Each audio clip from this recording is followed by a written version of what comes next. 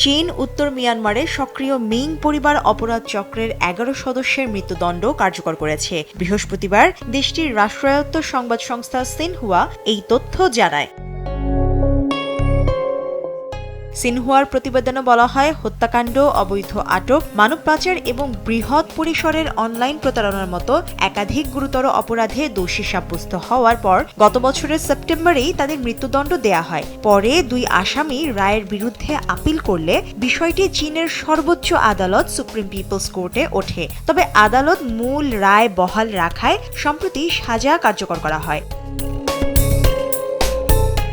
Ming পরিবার ছিল মিয়ানমারের কুখ্যাত ৪ পরিবারের একটি। এই সিন্ডিকেটগুলো সীমান্তবর্তী এলাকায় শত শত সাইবার প্রতারণা কেন্দ্র পরিচালনা করত।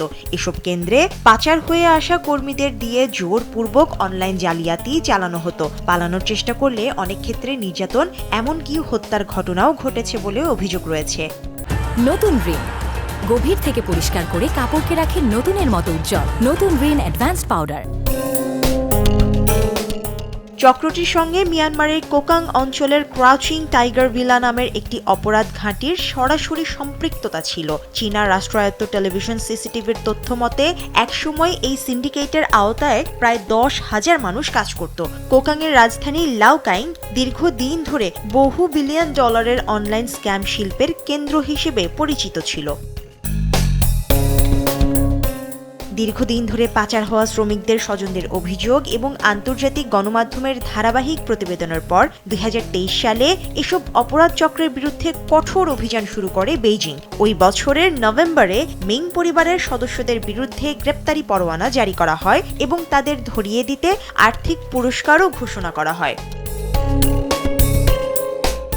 চক্রের প্রধান, যিনি একসময় মিয়ানমারের একটি রাজ্য সংসদের সদস্য ছিলেন, গ্রেপ্তার হওয়ার পর হেফাজতেই আত্মহত্যা করেন বলে জানায় চীনা গণমাধ্যম। মৃত্যুদণ্ডপ্রাপ্তদের মধ্যে ছিলেন তার ছেলে, যিনি জান্তা সংশ্লিষ্ট কোকাং বর্ডার গার্ড ফোর্সের নেতা ছিলেন, এবং আরও ছিল তার নাতনি।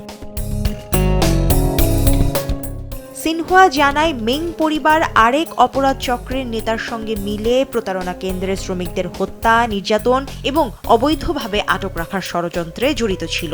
এতে অন্তত 14 জন চীনা নাগরিকও নিহত হন।